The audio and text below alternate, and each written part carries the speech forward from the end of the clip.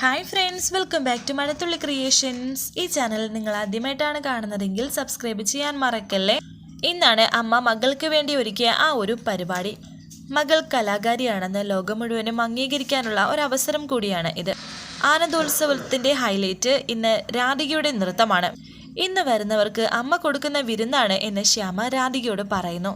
രാധിക ഒരുങ്ങിക്കൊണ്ടിരിക്കുന്ന സമയത്താണ് ശ്യാമ അവിടേക്ക് വന്നത്. അമ്മയെ അനുഗ്രഹിക്കണം എന്ന് പറഞ്ഞിട്ട് ശ്യാമയുടെ അനുഗ്രഹം വാങ്ങിക്കുകയാണ് രാധിക. മനസ്സ് നിറഞ്ഞ് രാധികയെ ശ്യാമ അനുഗ്രഹിക്കുന്നു. അമൃതയുടെയും അനുഗ്രഹം വാങ്ങാൻ തുടങ്ങുമ്പോൾ അമൃത പറയുന്നുണ്ട്, നന്നായിട്ട് വരട്ടെ മോളെ. അങ്ങനെ രാധിക വീണ്ടും ഒരുക്കം തുടർന്നു. ശ്യാമയും അമൃതയും ഇപ്പോൾ അവിടുന്ന് പോകുന്നു. പരിപാടി കാണാനായിട്ട് വരുണും പ്രിയങ്കയും ഒക്കെ എത്തിയിരിക്കുന്നുണ്ട്. വരുൺ മുൻ നിരയിൽ തന്നെയുണ്ട് എന്ന് അമൃത പറയുമ്പോൾ ശ്യാമ പറയുന്നു, മോളുടെ പെർഫോമൻസിനെ ഇത് ബാധിക്കുമോ എന്തോ. അതൊന്നുമില്ല എന്ന് അമൃത പറയുന്നു. ഈ സമയം പ്രിയങ്ക വരുണിനോട് പറയുന്നു, ഈ കൊച്ചു പിള്ളേരുടെ പ്രോഗ്രാം എന്ന് പറയുന്നത് ഇപ്പോൾ എല്ലായിടത്തും ഉണ്ട്. ബോറായി തുടങ്ങി, കണ്ട് മടുത്തു.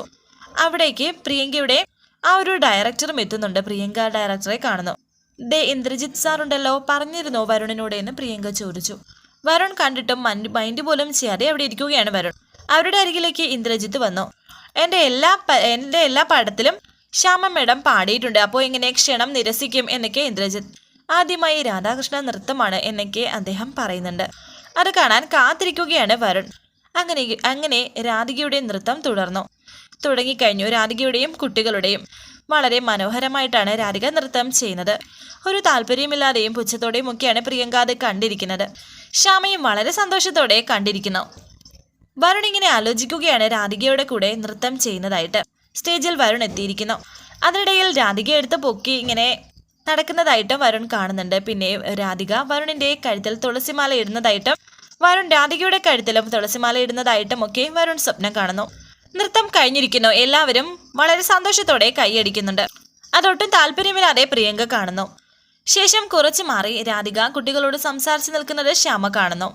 ശ്യാമ രാധികയ്ക്ക് അരികിലേക്ക് വന്നു. എങ്ങനെയുണ്ടായിരുന്നു മേഡം എന്ന് രാധിക ചോദിക്കുമ്പോൾ മനസ്സ് നിറഞ്ഞു. അമ്മയുടെ മാത്രമല്ല, കണ്ടുനിന്ന എല്ലാവരുടെയും എന്നൊക്കെ ശ്യാമ പറയുന്നു. ശ്യാമയെ കെട്ടിപ്പിടിക്കുകയാണ് സന്തോഷത്തോടെ രാധിക. ഒരുപാട് പേര് മോളെ കാണണമെന്ന് പറയുന്നുണ്ട്, പോയി ഡ്രസ്സ് ചേഞ്ച് ചെയ്തിട്ട് വരും എന്ന് ശ്യാമ പറയുമ്പോൾ രാധിക പറയുന്നുണ്ട്, മനസ്സിൽ നല്ല പേടിയുണ്ടായിരുന്നു ഫിദ മേഡം, എനിക്ക് വേണ്ടി ഇത്രയും വലിയൊരു കാര്യം ചെയ്തിട്ട് തെറ്റിപ്പോയാലോ എന്നൊരു പേടി. നിന്നെക്കുറിച്ചുള്ള എൻ്റെ കണക്കുകൂട്ടലുകൾ ഒരിക്കലും തെറ്റില്ല. കാരണം എന്താ, നിന്റെ അമ്മയല്ലേ, ഞാൻ പോയി ചേഞ്ച് ചെയ്യേ എന്ന് ശ്യാമ. ഈ കുട്ടികളെ ഒന്ന് നോക്കിയോണേ, പോയിട്ട് വരട്ടെ എന്ന് പറഞ്ഞ് രാധിക പോകുന്നു.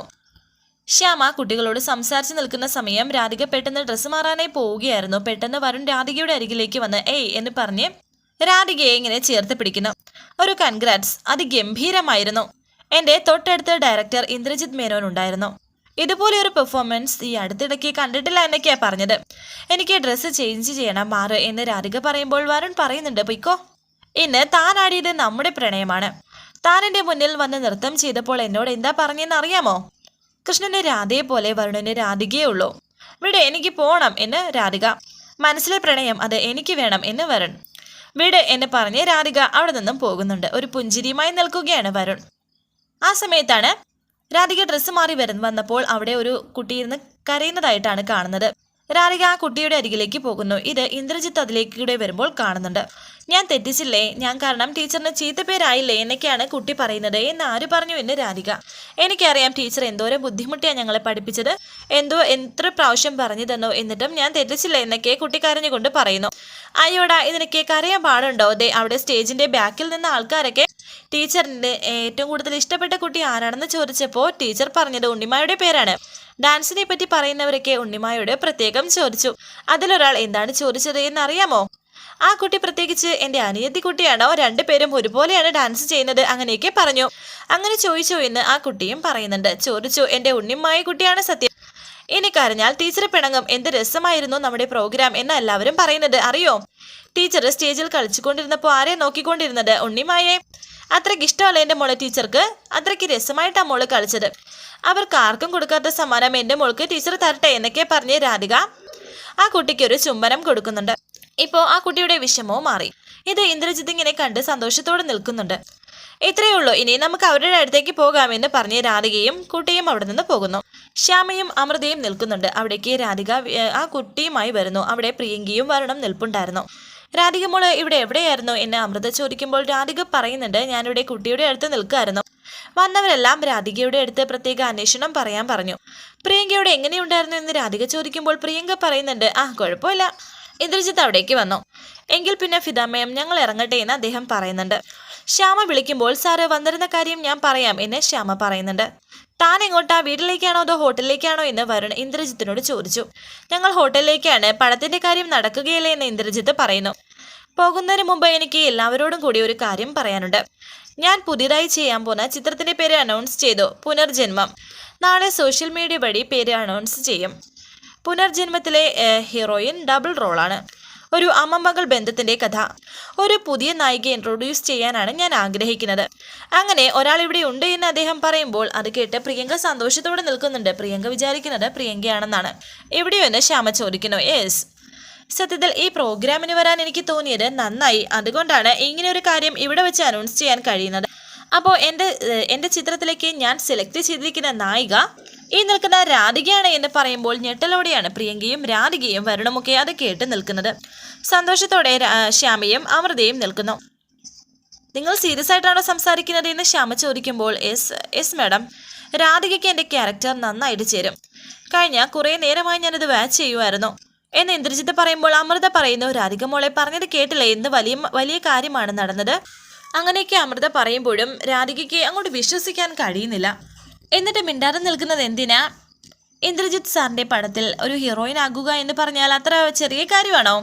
പ്രിയങ്ക ചോദിക്കുന്നു. സാറ് സ്ക്രീൻ ടെസ്റ്റ് ചെയ്ത് ഓക്കെ പറഞ്ഞത് എന്നോടല്ലേ, എന്നിട്ട് എന്താ പെട്ടെന്ന് ഇങ്ങനെ? അദ്ദേഹം പറയുന്നു, പ്രിയങ്ക താൻ നന്നായി പെർഫോം ചെയ്തില്ലെന്ന് ഞാൻ പറഞ്ഞില്ല.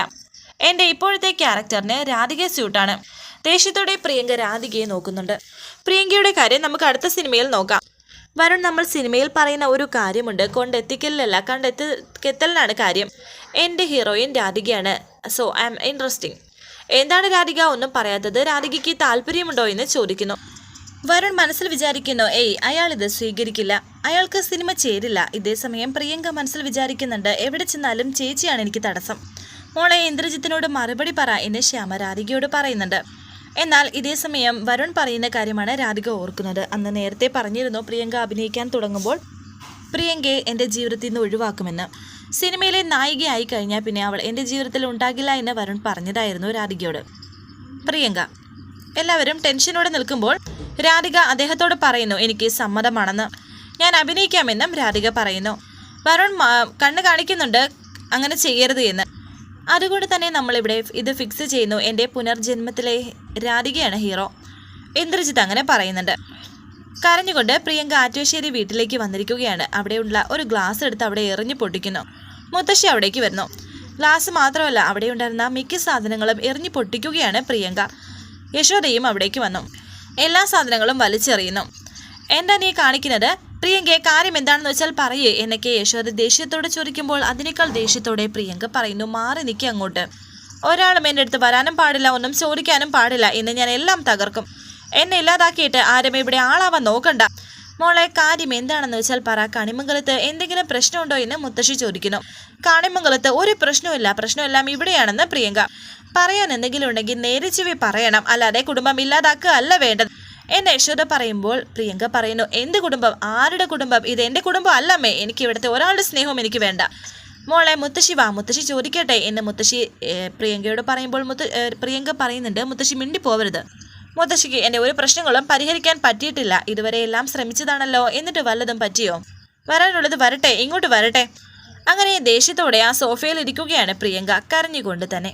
വരാനിരിക്കുന്ന പുതുപുത്തൻ എപ്പിസോഡുമായി വീണ്ടും കാണാം. Thank you for watching. Please subscribe, like, share my channel.